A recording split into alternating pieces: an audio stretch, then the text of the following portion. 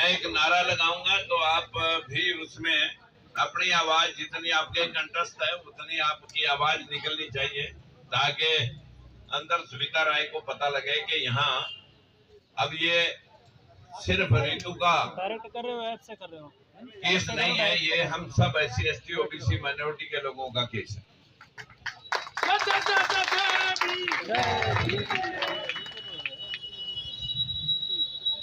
जय भीम, जय महात्मा ज्योतिबा फूले,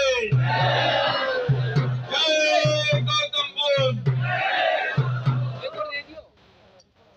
मेरे भाइयों, यही दोस्त, ये 3 हस्तियां मिल रहा है, हमारे इस समाज को रास्ता दिखाने के लिए पहले डिसाइडेड है। जो बाबा साहब ने कहा था कि मनुवाद का शिकार हमारा समाज हजारों साल से, क्योंकि हमें पढ़ने लिखने का अधिकार नहीं था, जो मनुवादियों ने हमें पढ़ा दिया कि सूरज को हनुमान निकल गया, काल में बच्चे पैदा हो गए, मुंह से ब्राह्मण पैदा हो गया, पैरों से शूद्र पैदा हो गया। अभी तक बड़ा बढ़िया। इस देश में सरस्वती ज्ञान की देवी है, लक्ष्मी धन की देवी है, दुर्गा शक्ति की देवी है। फिर ये सारा धन जो हमारे देश में 33 करोड़ देवी देवता थे, सारा धन हमारे देश में गली गली कूचे कूचे लक्ष्मी मंदिर हैं, तो सारा धन इन गरीबों के पास होना चाहिए था, सारा ज्ञान भारत में होना चाहिए था, क्योंकि सरस्वती की देवी भी ज्ञान की हमारे पास है।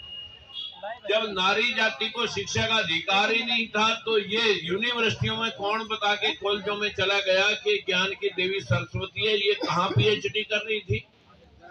लेकिन हमने कभी उन बातों को आज तक अपने मन मस्तिष्क के ऊपर आने ही नहीं दिया, जहां आपको पढ़ाया गया कि बैल से बच्चे बन सकते हैं, आदमी गर्दन पे हाथी की गर्दन लग सकती है।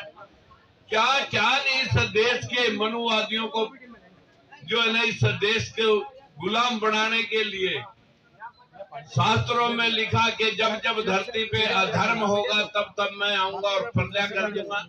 जब यहाँ पर अंग्रेज आए, डच आए, होन आए, मुगल आए, आर्य आए, यहाँ कोई भगवान आपको बचाने के लिए नहीं आया। लेकिन जो पढ़ाना चाहिए था, जो गौतम बुद्ध की विचारधारा के अपना दीपक आप बनो आपो दीपक भव, के हु इज गॉड, परमात्मा कौन है? परमात्मा कौन है? परमात्मा ये पंच तत्व है जिनको हम भगवान कहते हैं। वो कौन है? ये पंच तत्व भगवान है। भय से भूमि, गय से गगन, वै से वायु, ऐसे अग्नि और न से नीर, भय गय वह न। ये भगवान ने सारी सृष्टि हम सब बनाए, ये पेड़ पौधे बनाए। इन 5 तत्वों में से कोई एक तत्व निकाल दो, कोई भी सृष्टि का जीव जिंदा नहीं रह सकता। कहते हैं कि कण कण में भगवान है, जो इन्होंने शास्त्रों में लिख दिया कि एक राम दशरथ का बेटा, एक राम घट घट में बैठा, एक राम का सकल बसारा, एक राम दुनिया से न्यारा। आप कौन से राम की स्तुति कर रहे हो? ये जो घट घट में बैठा है, ये जो आपकी इंसानियत है, जो आपकी विचारधारा है, जो सोच है, संकल्प है, हमें उसी के ऊपर जिंदा रहना चाहिए था। लेकिन हमें तो मनुवादियों ने वो पढ़ा दिया जो देश में घटा नहीं, और जो देश में घटा वो मिटा दिया गया। आज इसी बात की जद्दोजहद जो बाबा साहब ने बौद्ध धर्म अपना करके दुनिया को संदेश दिया था कि आज विश्व में 195 कंट्री जो यूएनओ के सदस्यों ने लगभग 80-85 कंट्रियों में जहां जहां बौद्ध विचारधारा है साथियों, वही वही तरक्की है। जापान 100% बुद्धिस्ट कंट्री है। सारी टेक्नोलॉजी वर्ल्ड के अंदर कल्ले बुद्ध जापान की दी हुई है। चीना मल्टीप्लाई करके उसको आगे बेचता है। जहां जहां बौद्धिस्ट है, बौद्धिस्ट का मतलब है बुद्ध, बुद्धिमान। जहां जहां बुद्धिमान लोग रहते हैं तरक्की वहां वहां हुई। जहां जहां ये पाखंड और अंधविश्वास हुआ वही वही सर्वनाश हुआ।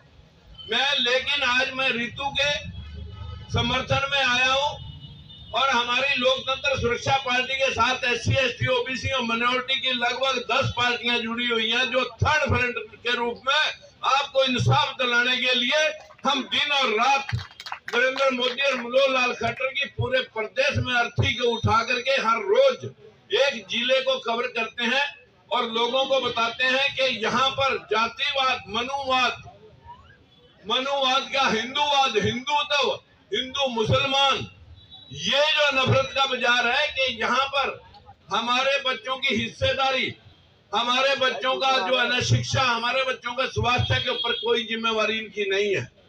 हमारे प्रदेश के अंदर, मैं हरियाणा से आया हूँ, इतना जरूर कहना चाहूंगा कि हमारे प्रदेश में अभी अभी मनोहर लाल खट्टर ने 10 जज पंजाब हरियाणा हाई कोर्ट में लगाए, एक एससी को छोड़ के बाकी सब जनरल कैटेगरी। यही पोजीशन आपको 2000 प्रोफेसर भर्ती किए, उन सब प्रोफेसरों में आरएसएस के लोग हैं, उन्हीं की सिफारिश से वो लोग भर्ती हुए हैं। एक भी उनमें SC ST OBC के 10-15 के अंदर ही उनका हिस्सा सुनिश्चित कर दिया गया, जहां के हमारे हजारों लोग लगने चाहिए। यही पोजीशन HCS की भर्तियों की हुई, 61 में से 51 लोग जनरल कैटेगरी के भरे गए, उन्हें EWS का रिजर्वेशन 61 में से 6, वो तो ध्यान है, लेकिन 27 और 23 SC ST OBC का रिजर्वेशन का कोई जरूरत नहीं है लगाने की। मैं आज आपको यूनिवर्सिटियों का जो काला धंधा है उसकी मैं एक वीडियो लेकर आया हूं, वो वीडियो आप जरा एक बार ध्यान से सुन लेंगे और वो वीडियो सुन करके अगर आपको लगे कि हमें ये प्रोटेस्ट और तेज करना होगा, पूरे देश की यूनिवर्सिटियों के अंदर एक बार हमें शिक्षा के तौर पर हमला बोलना होगा, ये व्यवस्था हमें उठानी पड़ेगी। अभी आपके सामने मैं आपकी स्थिति के बारे में, आप कहां खड़े हो, आपके साथ क्या क्या हो रहा है, लेकिन जनरल कैटेगरी की इनवॉल्वेशन में अब सरकारों ने, केंद्र और स्टेट सरकारों ने कर दिया कि आप उसी जिस कैटेगरी में आप आते हो उसी में आप अप्लाई कर सकते हो, आप दूसरी कैटेगरी में अप्लाई ही नहीं कर सकते। तो अधोघोषित, बिना घोषणा के 15% लोगों का रिजर्वेशन जो है ना अब 50% हो गया, और बैकवर्ड क्लास जो 60% है, 55% है स्टेट वाइज, उनका जो है अब जो 27% है वो 27% भी अब 17% पे आ गया। अब हालात ये हो गए कि 85% लोगों के पास, क्योंकि EWS का रिजर्वेशन हमने HCS की भर्ती में देखा, उनका 6 आदमी, 6 बच्चे, 6 छात्र, 6 अभ्यर्थी, उनको तो पक्का सिलेक्ट किया गया। 44 जनरल कैटेगरी के वैसे भर्ती किए गए, 6 EWS से किए गए, यानी 61 में से 50 लोग, और SC के सिर्फ 6 और बैकवर्ड के 4, यानी 85% लोगों का हिस्सा 16%, 6 और 10 16%, और 15% लोगों का हिस्सा 84%। फिर भी ये लोग अलग अलग धड़ों में घूम रहे हैं। आज मैं अभी जंतर मंतर से आया हूं, ना जाने वहां पर कितने अलग अलग संविधान दिवस पर प्रोग्राम रखे हुए थे, लेकिन ये नहीं कि सारे मेन आदमी एक ही मंच से जाके एक ही व्यक्ति एक ही ढंग से बात करें। हम लोगों ने, जो RSS के लोग हैं, उनसे कुछ नहीं सीखा। उन्होंने आपको गुलाम बनाने के लिए हजारों साल से जो मनुवाद, मनुस्मृति लिखी, जिस मनुस्मृति में लिखा कि नारी नीच जाती है, नीच में भी नीच, जिस नारी जाति से वो मनु पैदा हुआ होगा, अगर वो अपनी माँ और बहन को भी नीच कह रहा है, आप उसे भगवान मान रहे हो, कैसे मान लेंगे इस देश के संविधान के रचयिता, शास्त्र लिखने वाले। लेकिन हम वाल्मीकि जी, वो वाल्मीकि ब्राह्मण जी थे, वो जिसने वो ये शास्त्र लिखा था, रामायण और रामचरितमानस। लेकिन हमारा एक समाज मानने बैठा, अरे किसी मनुवादी के घर में उस वाल्मीकि जी की तस्वीर तो दिखा दो, जो ऋषि महर्षि वाल्मीकि जी और है, वो वाल्मीकि जी और था। लेकिन हम सब कहीं के कहीं, मतलब लोगों ने, इन्होंने बड़ी चालाकी से हमारे लोगों को रिझाया, सबके हाथ में एक एक भगवान दे दिया। हमारे सैनिक समाज के लोगों को ये सूरसेन तुम्हारा है, कुम्हारों को देख दिया दक्ष प्रजापति, नाइयों को दे दिया, सेन समाज को दे दिया सेन भगत, सेन को विश्वकर्मा वालों को दे दिया कि आपका विश्वकर्मा भगवान है। सबके भगवान भी अलग अलग दे दिए इन लोगों ने। ये जातियां भी अलग, भगवान भी अलग, बैठके अलग, इनके मंदिर मस्जिद अलग। ये इकट्ठे नहीं होने चाहिए, नहीं तो फिर 3% कैसे मतलब आपके ऊपर अपना राज थोपेगा, कैसे आप पे राज करेगा। देखिए, अगर हम विश्लेषण करें थोड़ा सा, जो लोग बार बार एक बात को उठाते हैं, भाई इस देश में शून्य का आविष्कार किसने किया? आर्यभट्ट ने। यानी उससे पहले शून्य नहीं होनी चाहिए। फिर ये किताबें जो तुम लिखे बैठे हैं उसमें रावण के 10 सिर और उनके दुर्योधन के 100 सिर, वो कैसे कौन सी जीरों से गिने गए? यानी उसके मतलब उससे पहले भी जीरो थी, लेकिन जो कोई बात आपने कहनी है वो अपने को जोड़ के कहनी है कि ये हमारा आविष्कार है। इनका कोई आविष्कार जहाज बनाने का नहीं, इनका कोई आविष्कार इस देश में ऐसा आविष्कार नहीं है कि इस देश को चाइना की तरह, अमेरिका, जापान की तरह आगे ले जाएं।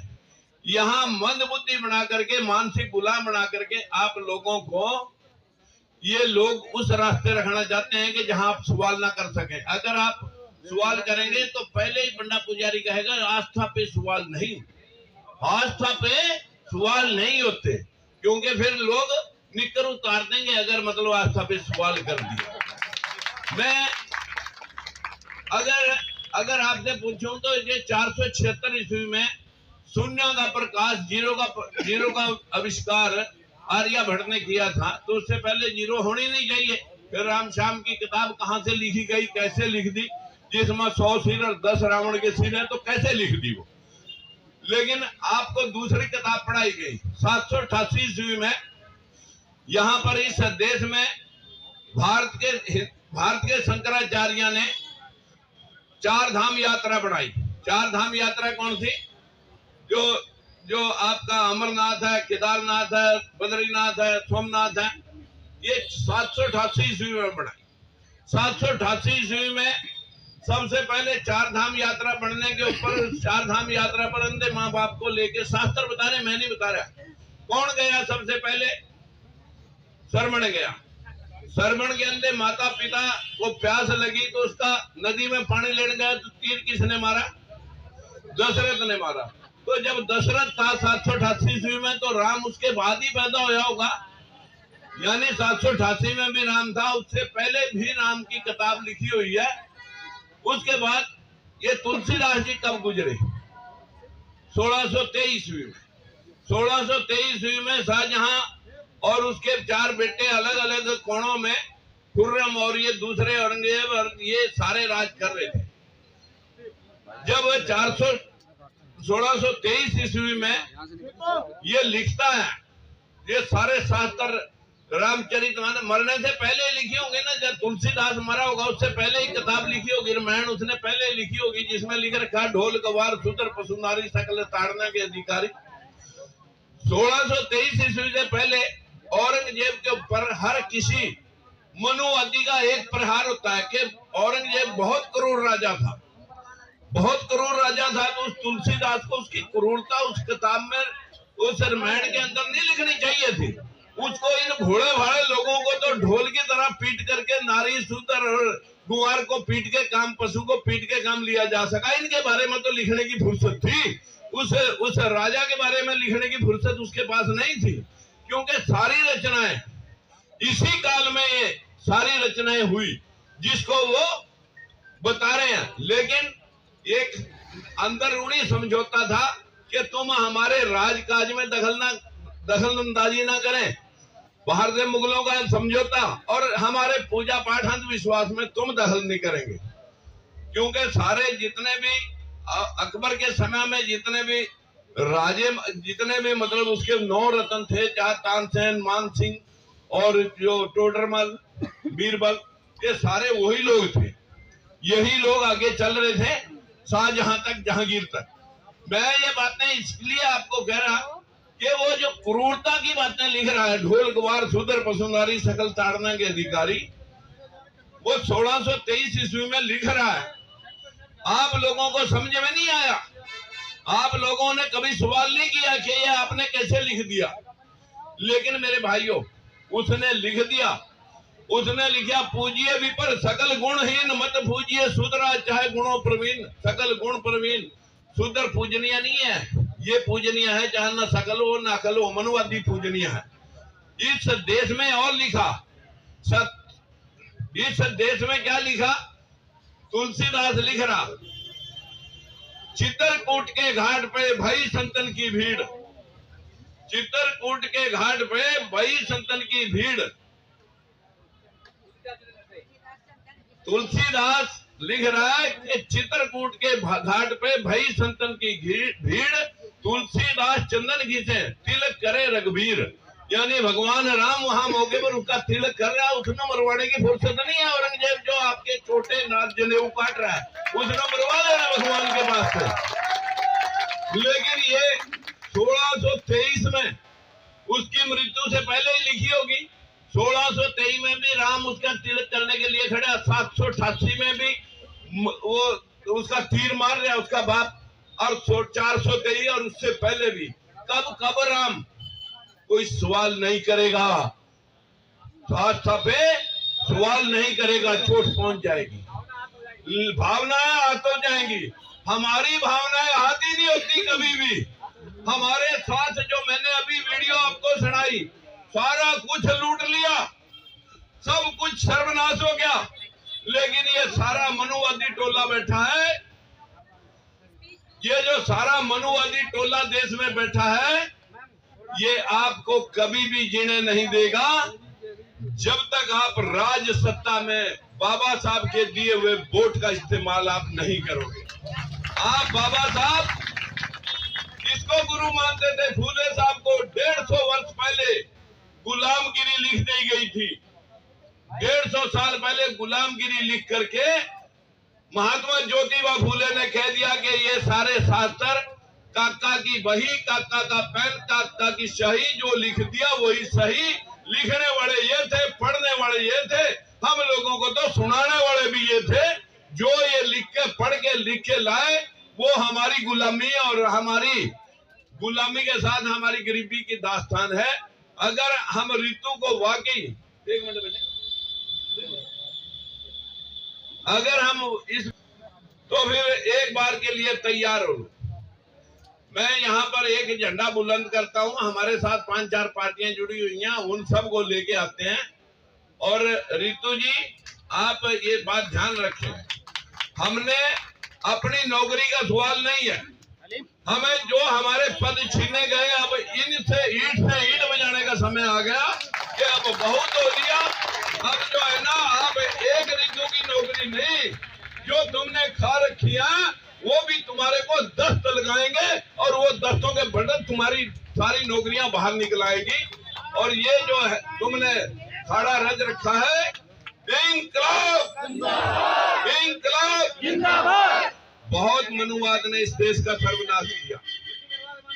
इस देश के अंदर जो हुआ वो घटा नहीं, और जो घटा वो लिखा नहीं। व्यवस्था आप ये समझिए, America, Canada, Australia, German, Japan, चीन, रूस, यहाँ कोई सरस्वती, लक्ष्मी या दुर्गा नहीं है। वो 1 और 2 पावर ब्लॉक हो गए जहाँ दुर्गा नहीं है। शक्ति का सारा उनके पास चला गया। सारा धन चाइना, अमेरिका, ऑस्ट्रेलिया पे, चीन, रूस, दुबई पे चला गया, जहाँ कोई देवी नहीं है। इस देश के अंदर ज्ञान की देवी सरस्वती को पूजा जा रहा है हर कॉलेज स्कूल में। जहाँ कोई ज्ञान नाम की कोई चीज पढ़ाई नहीं जा रही, यहाँ आज भी रामलला हम आएंगे, मंदिर वहीं बनाएंगे। हम बस हिंदू और मुसलमान, ये 2 करोड़ नौकरियां गायब होगी। जो 2 करोड़ नौकरियां देनी थी, 15 लाख भी ना आए। किसानों की आमदन 2 गुनी भी ना हुई। भ्रष्टाचार, महंगाई पे भी अंकुश न लगा। किसान